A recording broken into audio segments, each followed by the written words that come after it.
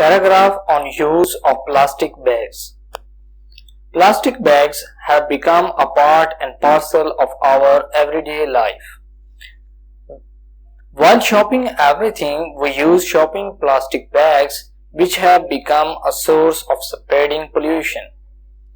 The use of plastic bags has become a serious problem of our time because plastic materials are non-biodegradable, which means plastic materials are not easily dissolved. They led to the blockage of sewage system. They also poison food that is carried in them. There is also the risk of animals being choked to death by eating plastic bags.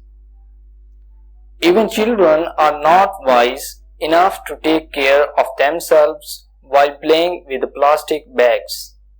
They can also be choked to death due to these plastic bags. Thank you.